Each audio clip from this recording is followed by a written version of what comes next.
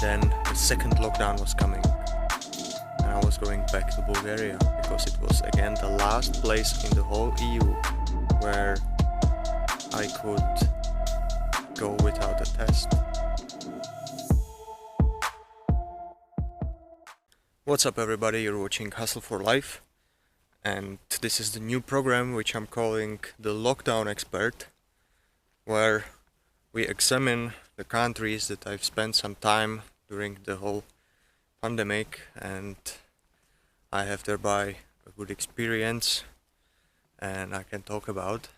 Today, because this is the second country where I got to, we will talk about Bulgaria, which was kind enough to let me enter without a test. The only problem was that they wanted me to quarantine for 2 weeks, and I didn't want that. We were one of the first or second ship that came into Bulgaria from Georgia. So I told them, sorry guys, I will then just transit. Just tell me how much time I have and where can I go. And at that time it was possible to go to Serbia. So I ended up there, but about that I'll talk in the next one. At the time I think it was just the usual mask wearing and all of that. I normally got on the bus and crossed the whole country to the capital, Sofia. Then I left. I've spent one summer working in Austria, and then the second lockdown was coming, and I was going back to Bulgaria because it was again the last place in the whole EU where I could go without a test. So last winter I came to Bulgaria again and spent there 3 months. I've rented a room in some apartment of some international students, so luckily I had some people around me and I wasn't too isolated, because the loneliness of the lockdowns, that's one of the hardest things about it. Bulgaria is a little bit like Serbia. They don't follow the rules too much. If there is some sort of law or rule, half of the population don't respect it, or they just laugh about it, like, because the economical situation is quite bad, or it's not your average happy times and American dream sort of scenario. They take the rules and regulations on their own terms. I see Bulgaria as a good place to be still.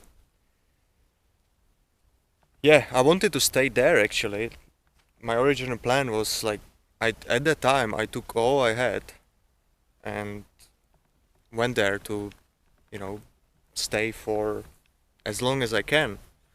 But even as EU citizen, you cannot just like live forever in another EU country. You also need to go through the process of being a resident and all these things. It's just like, it's not that hard if you're from EU to become the resident in another EU country. But it still requires moving significant amount of money into the country and, having your legal address and all these things. So I couldn't stay there for longer than 3 months, and after that I ended up in Albania, which will be the topic of the next video. So overall, how it is now, I think definitely from all around Europe, you need the PCR test. They have now some colored system like red and green and yellow lights, and it's quite bullshit. So apart from that, it's probably your average mask wearing, and plus now probably you need some sort of certificate of immunization to enter bars, pubs and restaurants. But if you can live without them, I think you can have good fun in Bulgaria. I've seen that in the ski resort of Bansko, which is quite popular in between digital nomads and active seniors. It seems like they will have the same rules like last time, so you'll just need to wear a mask when you're on the cable car or inside somewhere, and you can go and ski. No need for these things.